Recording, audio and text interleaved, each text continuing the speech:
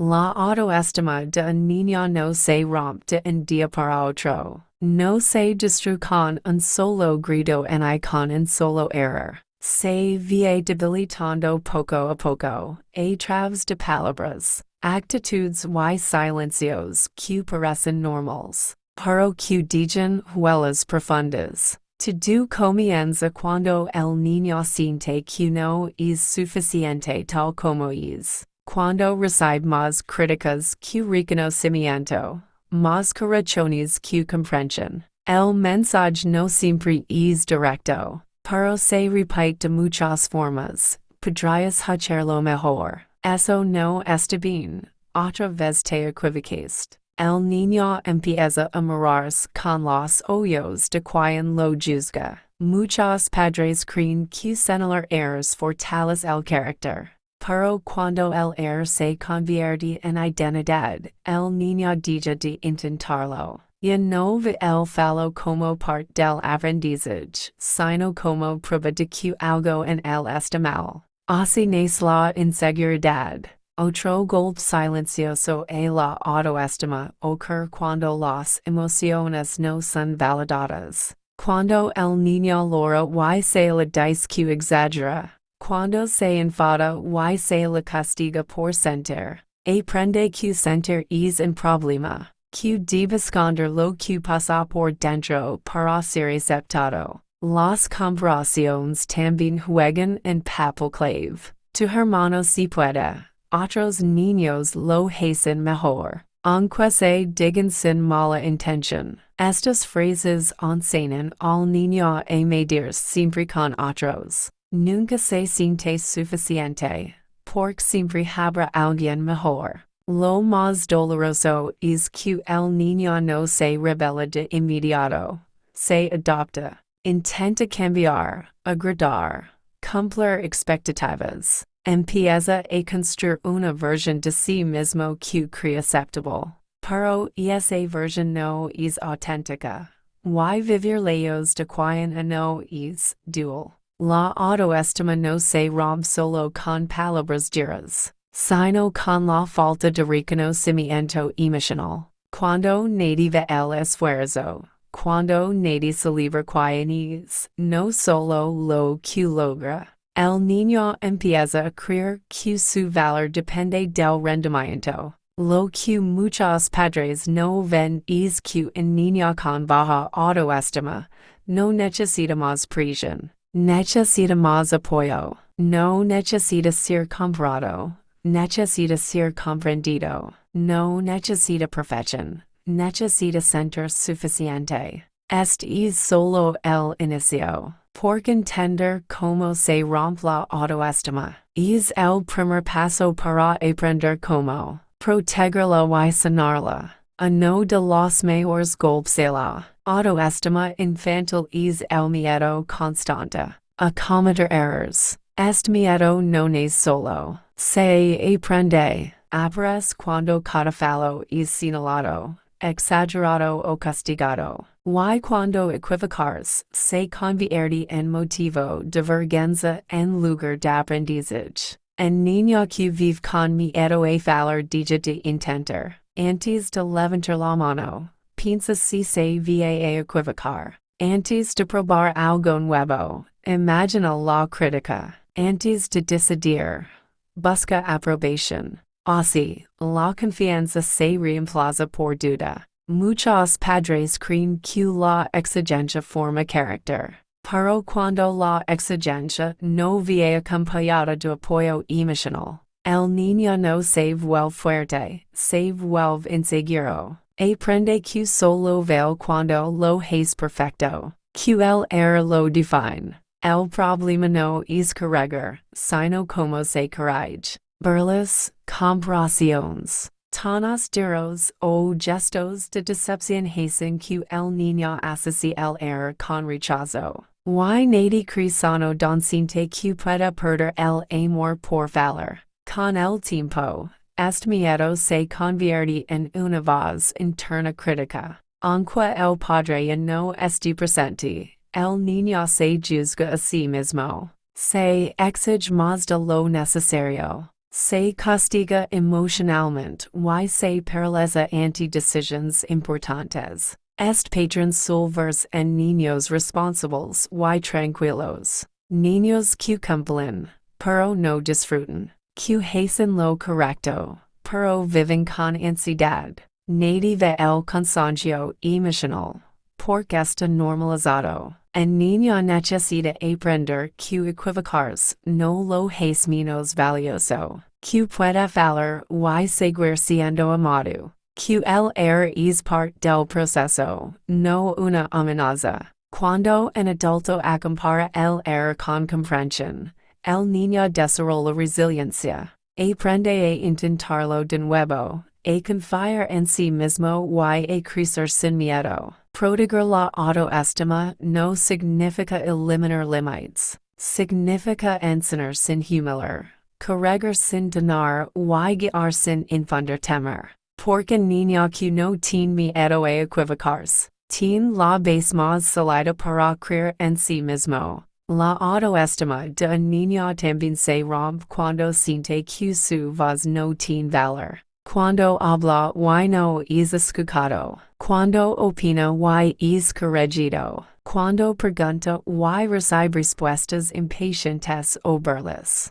Poco a poco, aprende que expresarse no vale la pena. Muchos padres toman decisiones por sus hijos sin incluirlos, creyendo que así los protegen, pero cuando nunca se le permite opinar, elegir o participar, el niño aprende que no es capaz de pensar por sí mismo. Su criterio se debilita. Interrumpir constantemente. Terminar frases por el o descalificar. Lo que dice son pequeñas acciones que envían un mensaje muy claro. Tu opinión no importa. Y cuando es mensaje se repite, el niño comienza a dudar incluso de lo que siente.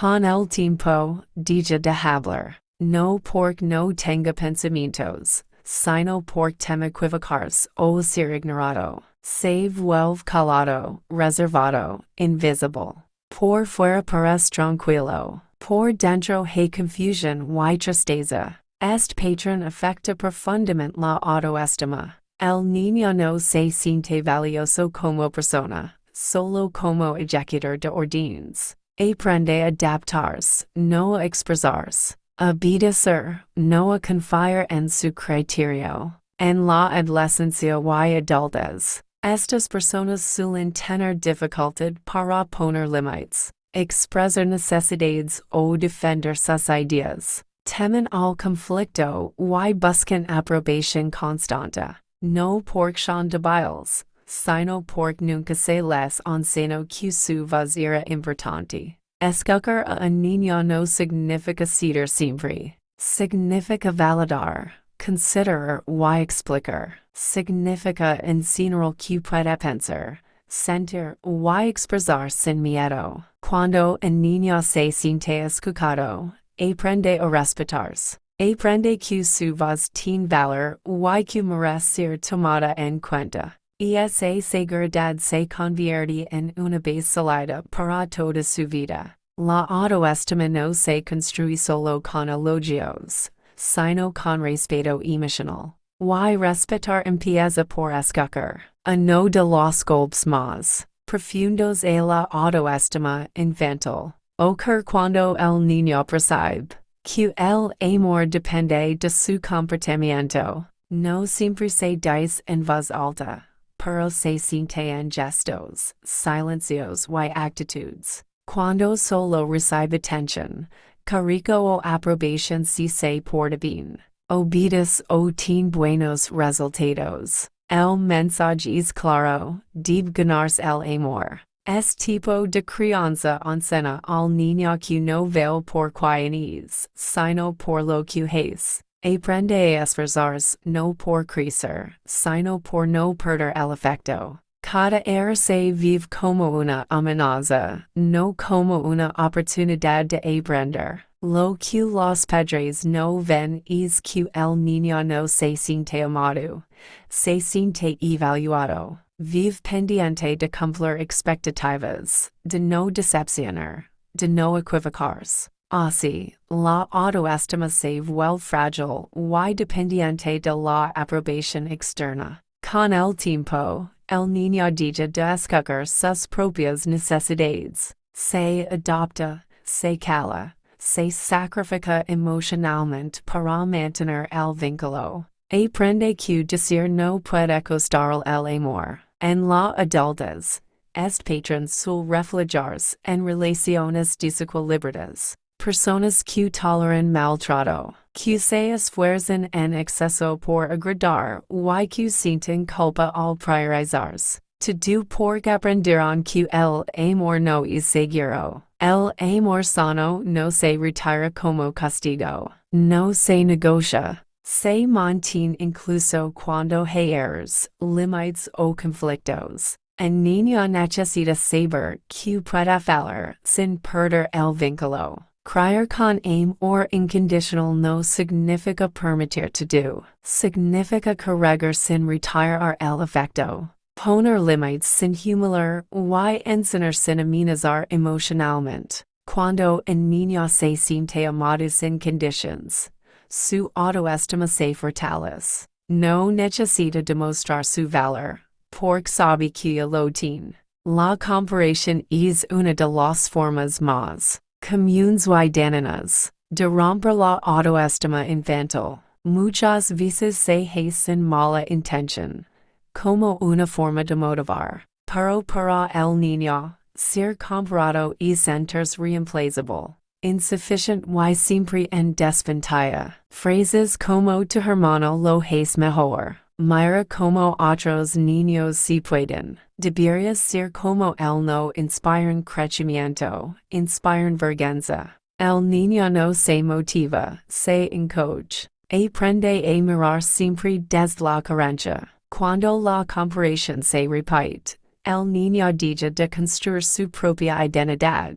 Ya no se pregunta quién es, sino quién debería ser para ser aceptado. Empieza a competir en lugar de descubrirse, a imitar en lugar de expresarse. Lo que los padres no ven es que cada comparación rompe la confianza interna. El niño deja de valorar su proceso, su ritmo y sus capacidades. Siempre siente que viene tarde, que no es suficiente, que alguien más lo hace mejor. Este patrón crea adultos que viven comparándose constantemente. Nunca disfrutan sus logros porque siempre hay alguien mejor. Su autoestima depende de estar por encima de otros, no de sentirse en paz consigo mismos. La comparación también daña las relaciones familiares. Genera rivalidad entre hermanos, celos, resentimiento y distancia emocional.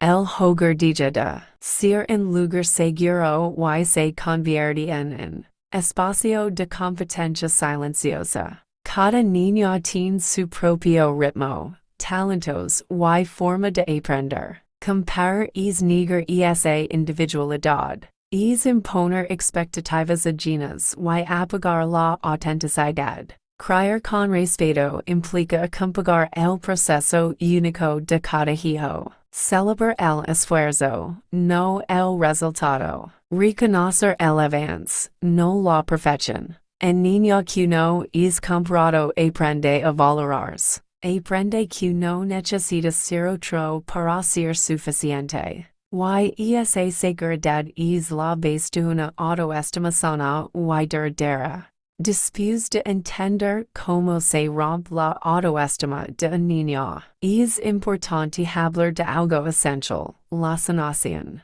Porque aunque las heridas emocionales son profundas, no son permanentes. La autoestima puede reconstruirse cuando hay conciencia, empatía y cambios reales en la forma de creer. La sanación comienza cuando el niño se siente visto, no solo observado, sino comprendido. Cuando un adulto deja de enfocarse únicamente en el comportamiento y empieza a preguntar, ¿qué emoción hay detrás? Porque el niño no se porta mal sin razón. Expresa lo que no sabe decir con palabras. Aceptar errors como padres, no debilita la autoridad, la fortalece. En mi equivoc, en no supescucharti o enquiero hacerlo mejor contigo. Pueden sanar más que mil correcciones. Los niños no necesitan padres perfectos.